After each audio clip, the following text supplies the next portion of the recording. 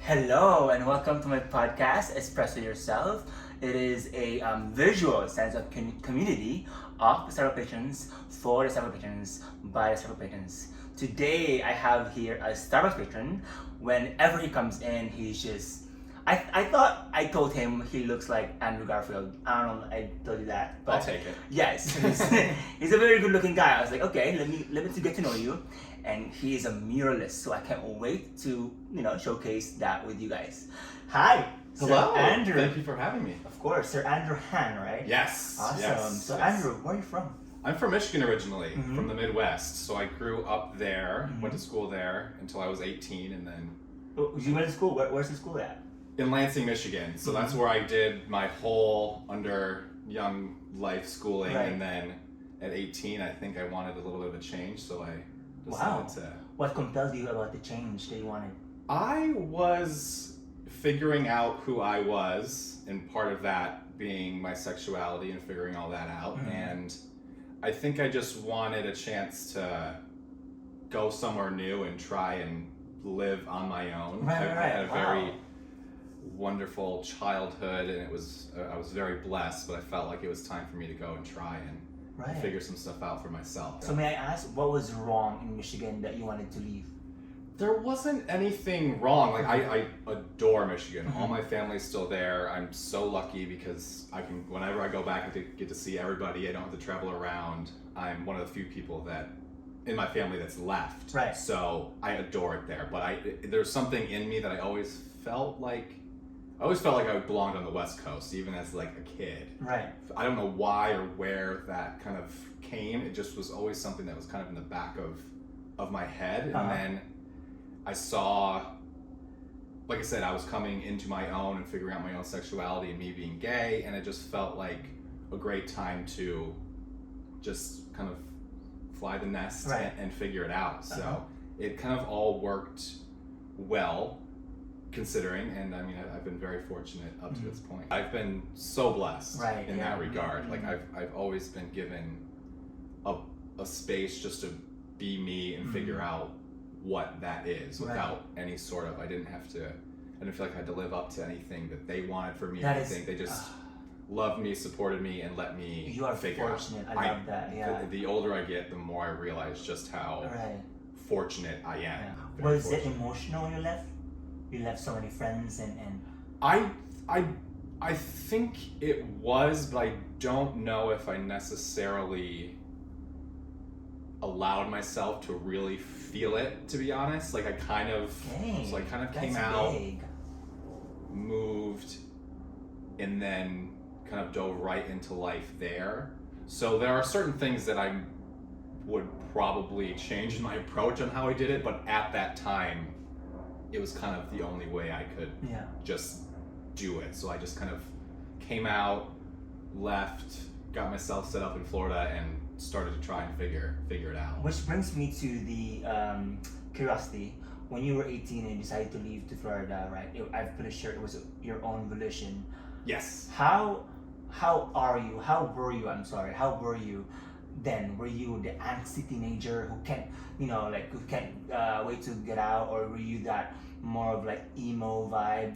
What was your I personality back then? think so. Growing up, I was fairly social. I had great friends. I got along with everybody.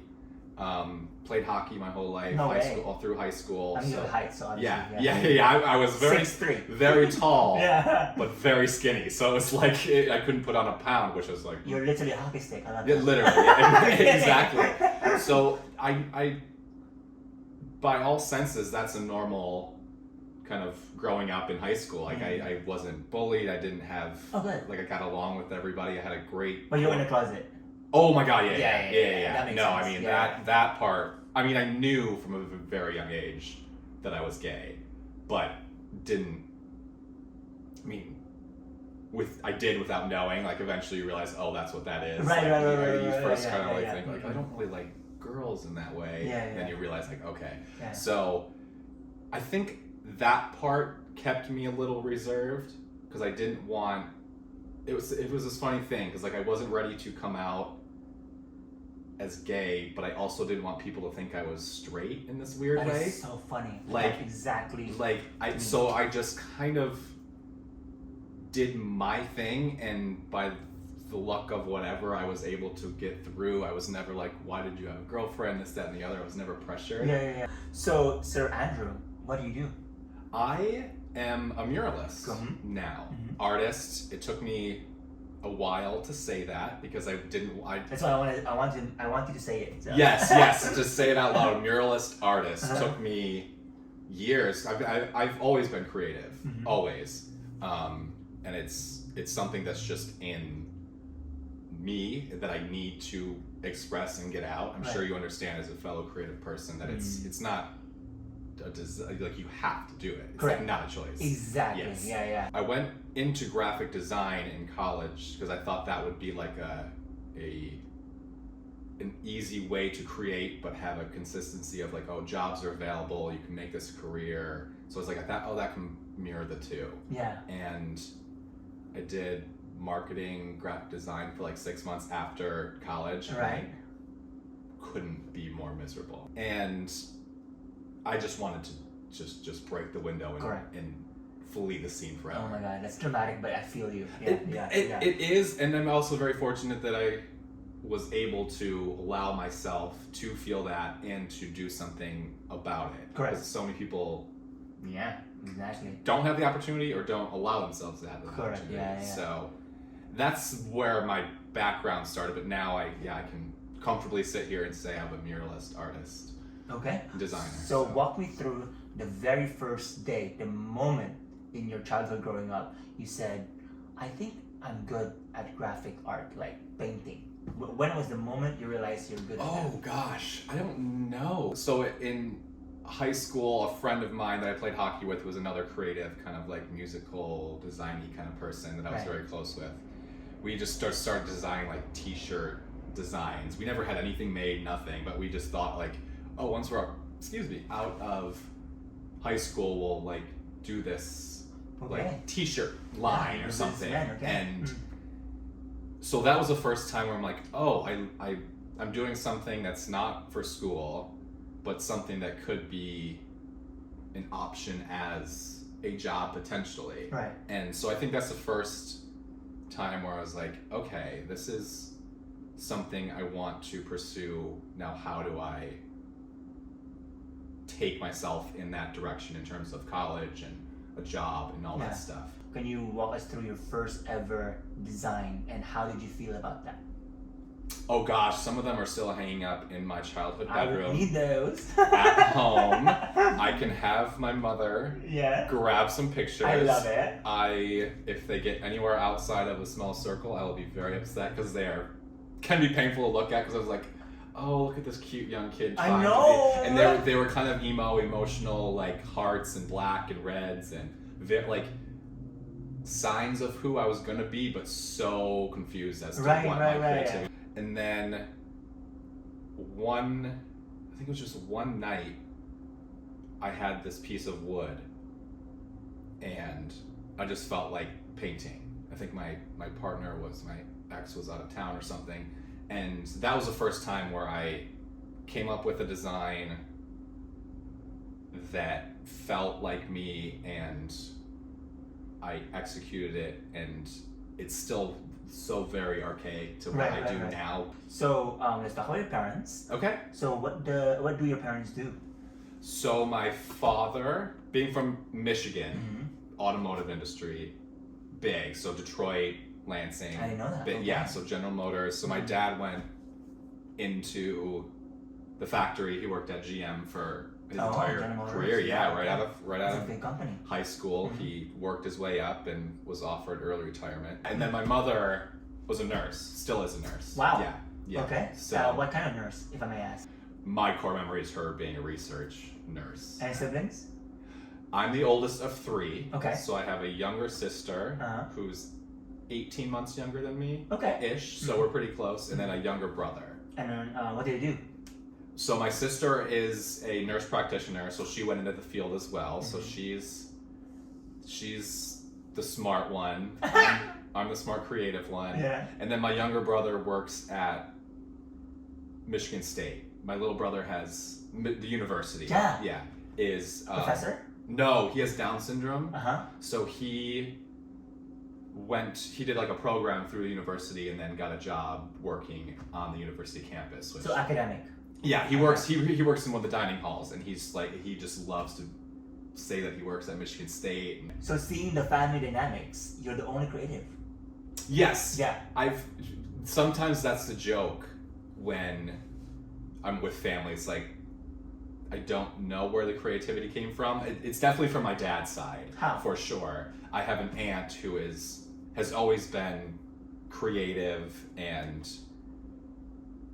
just more free thinking and kind of funky, and I don't know if hippie is a offensive word, No, but it's I've always not, seen yeah. her as this free spirit creative that takes in the world in a creative lens, and I grew up with her.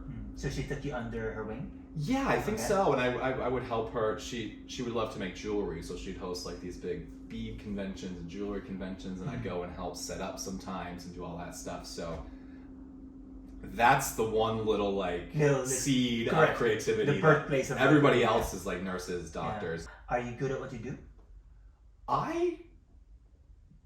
It's taken a lot of work to be able to sit here and say yes, but Okay. yes. Like Okay. I am very confident in what I do and my voice creatively. Like I've had to push myself through those insecurities and figure that stuff out, and they're still there. I don't think they ever really go away. As like a real true creative person, it's such a personal thing to put out there. I'm sure you know. Like it's like you're putting a piece of you out there. So I followed him on Instagram, and he has some videos of how he does his art, right?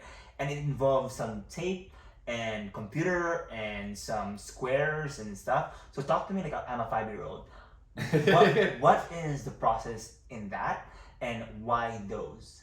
So let's take it to the muraling process, and because that's my biggest inspiration, is to be able to have this massive canvas that I get to do and do my own thing. So background graphic design, so I know how to work on the computer. I'm not really a sketcher in a sketchbook and pencil and stuff, but I use the computer to map out my designs. Correct. So then I can show a client like, hey, this is what I'm thinking, and we can go back and forth.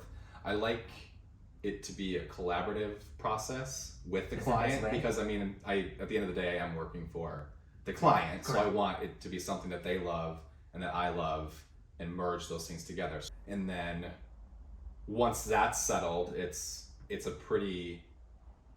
all proportioned and all that on the computer, so then I can just take that and transfer it to the wall off of a basic grid, basically. And Literally transfer the wall. Like you have lines in the wall. Oh yeah. Wow. It's something I don't really even think of anymore, because I talk to it. It's almost like a routine. I just go into like this Zone. mode of like it's truly not work. Like it's wow. Every day I'm doing a project, I'm like, this is your job. Like this is what you do for a living, and it's still, I have to like pinch myself, because I'm painting on walls. Like as a kid, I would have gotten in major trouble for that, but now people are paying me to do it, and it's almost like graffiti, but beautiful. Do you worry sometimes you don't have a steady hand to paint? Oh no, no. So that's where the tape comes in. Like that makes sense. Have recently gotten into more organic circular shapes and doing them freehand, which I can do, but the core of what I like, I am very OCD kind of control freak, so I think that kind of comes across in my work. Like I said, it's so clean. That's who you are. So, and that's what I've kind of become known for, which is kind of weird for me to say. I love it, but it's my way of controlling like my life almost. Like I have complete control from beginning to end, and I have complete say in how it's going to go. What was your best mural, and where is it now? Ooh, well, I have a project coming up in New York, which I haven't started yet, but I'm very excited about that one. But favorite, God, it's so hard. I don't put anything out that I don't. You're really proud of, like, not because you got paid well, but you're like, whoa, is this me? I think the one last year, right about when the time I started coming in to the store to get coffee, and then I would have to and to go to the studio. I think I know that. It was the one down on Sunset, and that one stands out to me a lot in terms of just the scale of it, and it was, I think, one of the biggest ones to date that I had done, and for me to go in and just attack it and do it and nail it without, I mean, it was just kind of a reassurance, like, oh, you could, this is what you're meant to do. I don't know if you remember, I had fallen and broken my wrist. Oh yeah, so that was on that project. So I had to take 2 weeks off. I had a metal plate in my wrist. Oh my gosh. So all these things that happened on it make it, and it's not even, it doesn't even exist anymore. Like it's a blank wall again for other reasons with the company, but I'll be redoing it at some point. But it's not even there anymore. And that's you took a photo, right? Yeah, plenty of of course. But that's kind of the fun thing about murals. Like they live for as long as they're gonna live. Correct. And how are you with deadlines? Have you ever met a client who says 2 weeks? You got 2 weeks. Yes, I tend to be somebody that once I'm on a project, I kind of find it hard to balance like personal life and work life because I get so focused on the creative part. I pride myself on being able to nail a timeline, whatever that timeline is. Like I'm learning to better balance not doing 12, 13, 14-hour days until I'm done, like giving myself a little more breathing room. But if there's a deadline, I'm gonna hit it. Damn well sure make that happen for the client and myself. Yeah. Was there any client you didn't like that he was just, out of bounds or unreasonable? Not really. I've been very fortunate. You have been fortunate since day one. I feel like I've said fortunate about 45 million times today. I'm so happy. Using that crutch. But of course there are certain ones that you just don't feel as connected to just as a person. And there's nothing necessarily wrong about the project or how it went or ended up, but there's just like, sometimes you just don't fully connect. Like that previous project I was talking about where I made friends just like immediately with the client. There are others that are just, it kind of feels more like a job than like a creative thing. Okay, I'm still doing what I love, but it feels more formulaic and kind of, okay, this is what we're doing, I'm gonna get it done, and then we're gonna move on to the next thing. So it's, I haven't had any projects where I've had to like walk away or hard to believe, but I've gone back and forth and then clients disappear and never talk to you. No. Oh yeah. I mean, how did it make you feel when they do that? You can't really get too caught up on it. I mean, it's hard not to. You take it very personally, like, well, what did I do? Like, exactly. You need to tell me what's wrong with me. What happened? We're creative, so you need to like look into each other. Yes. Like you said, it's so personal. So when it's just like poof gone, then you're like, well, something's wrong with me clearly. Then especially when they don't say anything. So that happens all the time. Like you say a price and then you never hear from somebody again. They want all this stuff for nothing, which a lot of people don't realize how creatives work and how much work it really is in any creative field. It's painting, film, fashion, any of that. It's a lot more work than the common person realizes. So I've had to teach myself, like, okay, they're coming to you because they like what you do. They're not doing this as a favor for you. Like they like what you do is why they reached out. So do what you do do what you know you do well, and it's gonna go well. Have you hit a creative block? And if you did, how did you work around it or work through it? Yes, I talk about this a lot, but I mean, creativity is not an on and off switch. Like you can't just like, oh, I'm gonna turn it on because I need to. It'll show up. It shows up exactly when it wants yeah. to.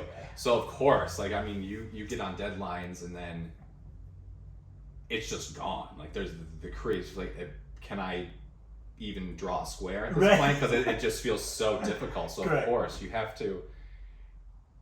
If you have the time, I've allowed myself to step back and not feel like I have to beat myself in the head to figure something out. If it's not there, like forcing it is gonna feel forced. It's gonna be obviously there are times when the deadline says, okay, this has to be done and you'll figure it out. But for the most part, I've learned to just take a step back, do something else, focus on doing the laundry or just anything that's not creative, just to recharge and not feel like I'm just like throwing myself into this thing that isn't working at the moment. Because even taking 30-minute step back.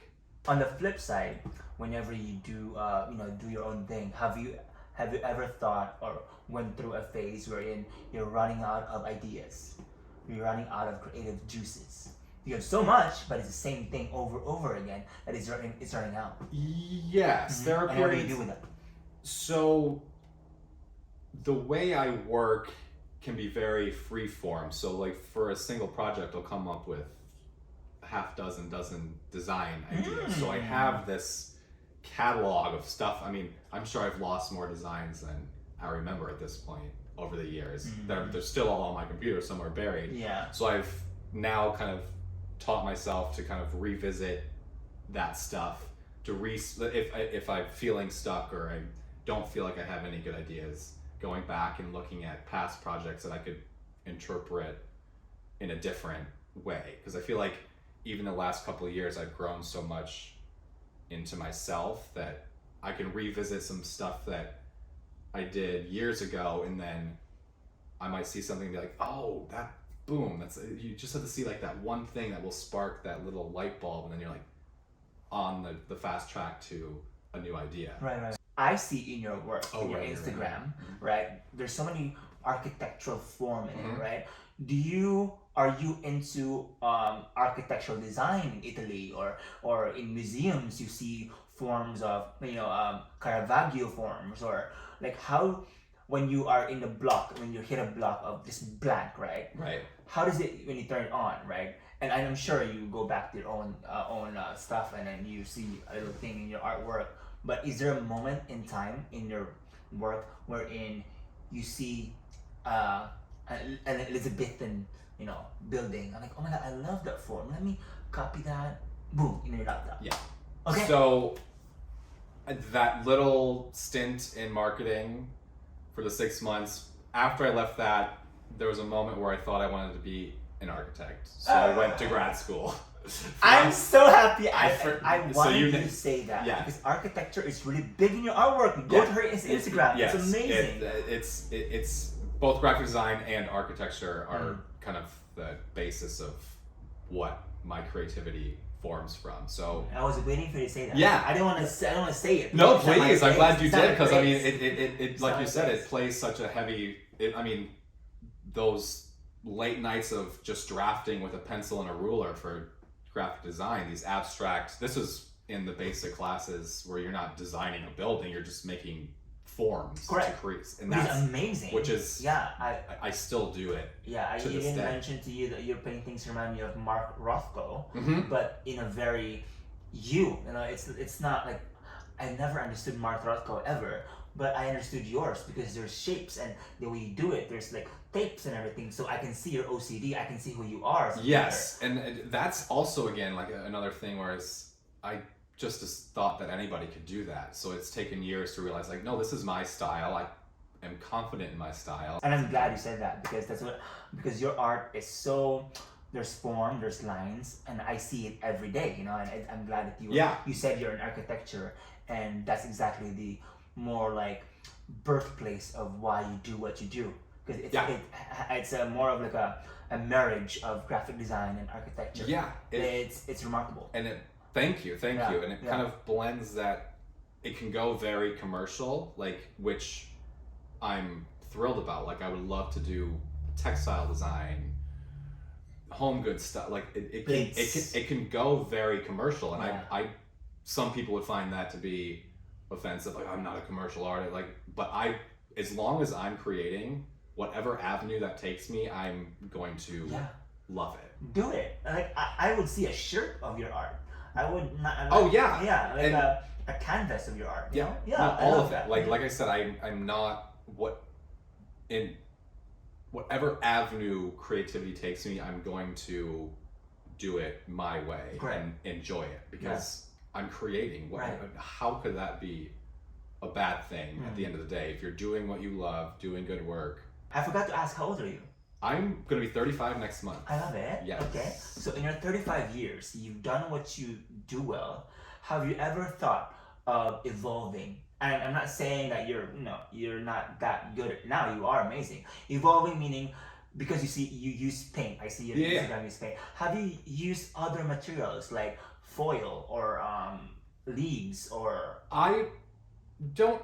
I've gotten to a place where you kind of get comfortable in what you find works for you. So it's a little more difficult, especially now. I feel like I'm building up such a client list that there's always something that I need to be doing for a future project or finishing up a project. So sometimes you can get lost in that stuff where you don't necessarily take the time to sit down and just kind of create something new for yourself that's not for the client, it's not to be sold, it's not to be any of that stuff. So I do think I need to give myself more time just to create for me, just take said materials. Like I loved in architecture school building the models, like the 3D models. So I would love to see myself kind of exploring maybe some sculpture-y 3D form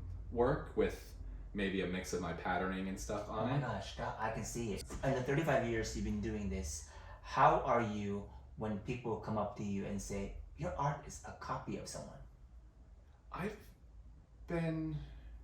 How do you take that? When those negative feedback? I think I've gotten to a point where I know what I want to do and I'm doing it, and I've found kind of my little space in creativity. Like I'm not here trying to solve the world's problems. Like I'm just trying to bring It's so dramatic, I love it. color. But I mean, so many Yeah. artists are, there's this deep conceptual, minor shapes, colors, and it's just meant to be a pop of happy in a moment in someone's day that sees it as they interact with it. Yeah. So I don't necessarily, not saying I am not open to creative criticism, but just criticism for criticism. Like, I mean, it's not going to serve me to put too much stock in that because I know what I do. I've got a client list that proves that I'm doing something right. Like, and that's and that's comfort enough for me that I've found what I do and people respond to it, and I'm working with those people that respond to it. On the flip side, what did you do or what have you done to people who copied your style? Has anyone copied your Gosh, style? I don't know. I think more people say that people copy my style versus me seeing it for myself, because I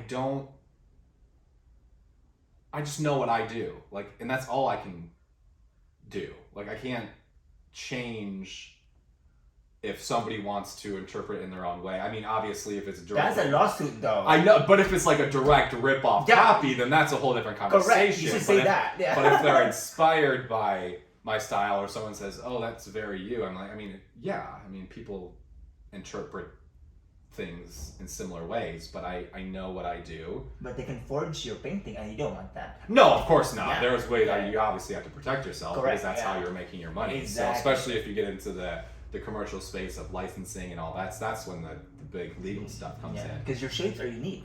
You know. Yeah, they're mine. Yeah. I mean, they're lines and shapes Yeah. that anybody could do, but I'm doing them in my way. Correct. Yeah. So, like, I haven't seen any. I mean, big artists, big companies rip them off all the time. No way. Oh yeah. So that's my question. How do you feel about that? What did you do? Oh, I haven't had to deal with that yet, but I've seen it happen where, say, a big company is shooting a commercial and somebody's mural is in the background and they don't give them credit, or they take someone's mural and put it on clothing and say it's theirs, and they have to go through and it's a tough kind of space to play in because it's kind of blurred in what you're allowed to do. I mean, not even that, Andrew. I'm telling you, your designs are unique. It's only a matter of time. Gucci, Louis Vuitton, Fendi will copy that, and without crediting you. I know. I think I'll have to experience it first. Oh, okay. I guess I mean, maybe you'll be fortunate. It should be. I mean, in a way, it's flattering, but obviously, it's also detrimental to your business. Correct. So you have to deal with it. But I guess I'll have to wait and see. I'll say when that happens, not if. I'll say when. I'll get big enough where at some point I'll get copied, and then I'll have to feel. I'll have my team on it. Yeah. Do you believe in leaving a legacy? Yeah, I think sharing what I do, there's some part of it that you want to make an impact in some way. And even if it's just bringing a pop of color and whimsy and fun to somebody's day that, say they're walking to their job that they might not like, and they see this and it's just like one little blip of like happy in what might be just a mundane kind of straightforward day. So it's those little things. Like it doesn't have to be this big, I don't need to be studied, all that stuff. Just to be able to add my little pop of something to the world in whatever world that is, and doing good and being a good like that's what my legacy is. I love that. It's just very humbling. I love it, and it's also inspiring. Let's go now to personal life. So, Sir Andrew. Yes. Are you dating anyone?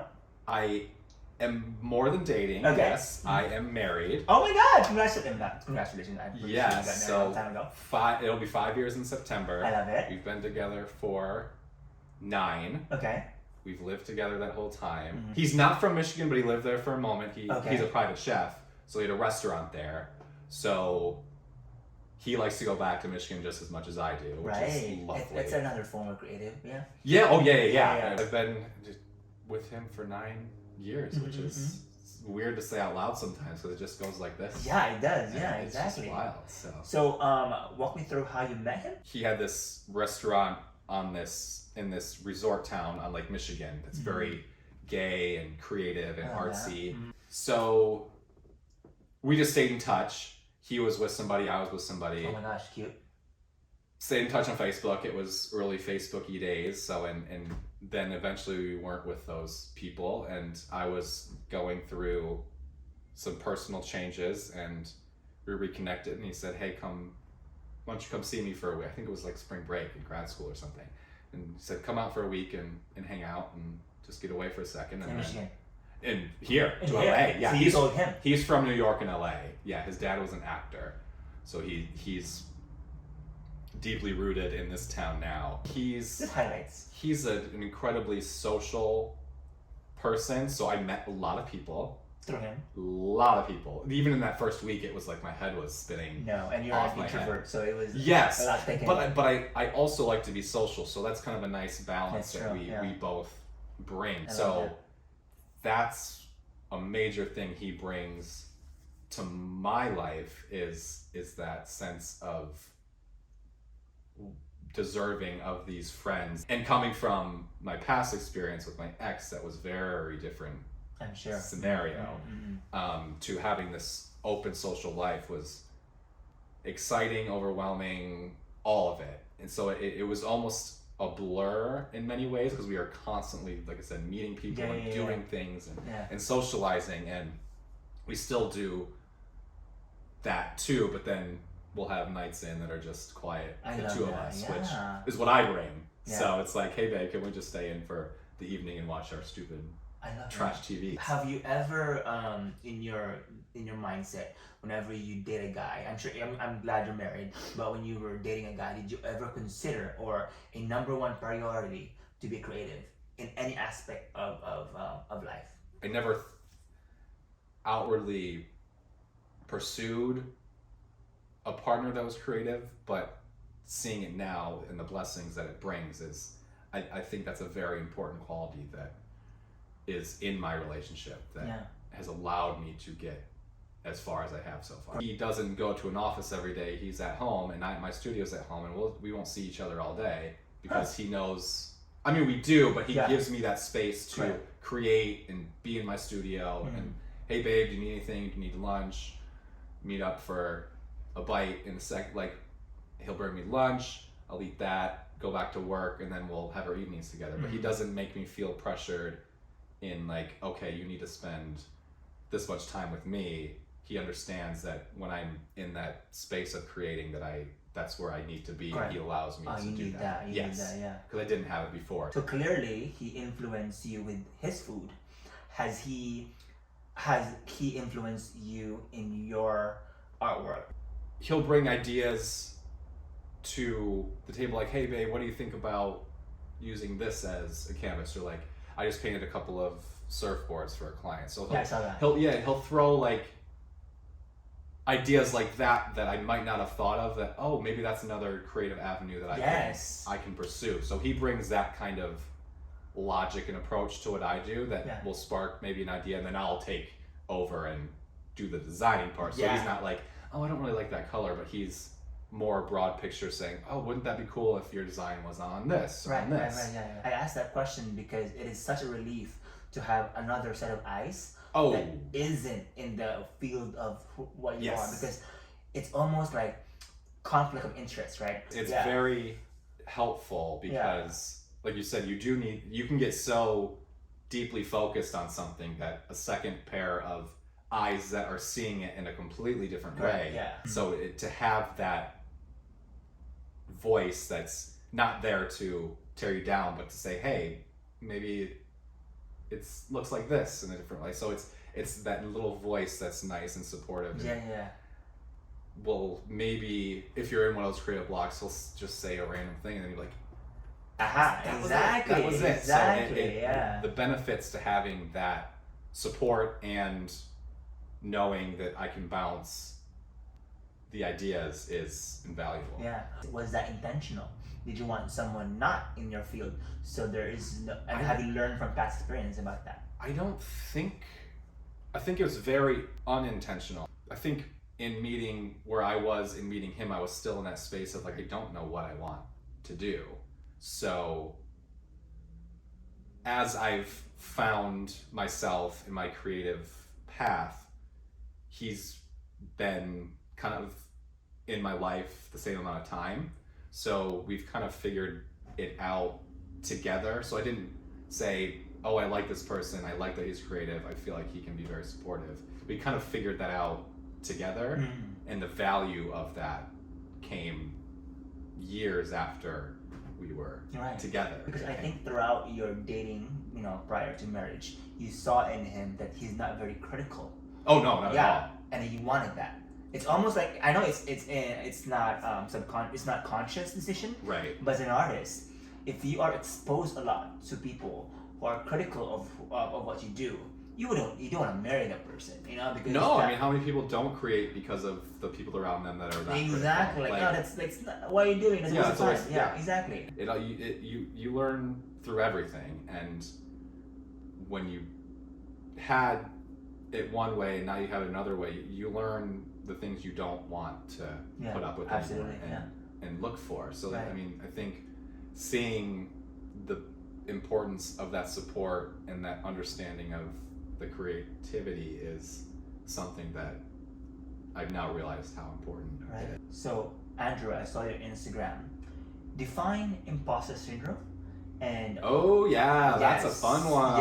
So what was going through that moment in your life about imposter syndrome? Because I googled it, and the most famous person who had it was Beyonce. You know, believe it or not. So what is that? All creative people have a bit of insecurity in ways because, like I said, it's such a personal thing. Sometimes I feel like I'm almost like floating outside of myself, that like I'm not meant to be doing this, because like someone handed me this on accident and I've just managed to figure it out. Like there are those moments, especially late at night, when you can't sleep and your mind is racing and you're just like, am I doing good enough or well enough to deserve all of this stuff? Not even, I mean, these opportunities. Imposter syndrome that will sneak in every so often. I think a lot of it comes when I'm not as busy as I want to be creatively, in terms of like, okay, what's my next thing being lined up? Like I'm in a place where they're coming in much more consistently now, which is amazing. But those period, I mean, it can be hot for 3 months and then cold for another 3 months. And in those 3 months, you're like, do I need to pivot? Do I need to figure? I mean, at the end of the day, I know I'm doing what I meant to do. So those voices are just me and my own insecurities that don't really exist. No one else is telling me them but me. So I'm very actively working on all of that stuff. Like I've introduced therapy and meditation and all that into my life, which is, and I mean, just physical, like keeping myself active and all that stuff. So that's been very helpful in kind of clearing those voices in my head. Thank you. I love that. I mean, you were pretty open about it because you posted on Instagram. So I feel like you wanted that, how do you say, sort of what I'm looking for, where you wanted to be a norm in a way that artists do feel. Oh my God. Because I've never heard Beyonce had it. You know, so you wouldn't think. I mean, she's one of the most like I wouldn't think she had it, but people in the world. No one actually more like I forgot the word I'm looking for, where you try to make it known.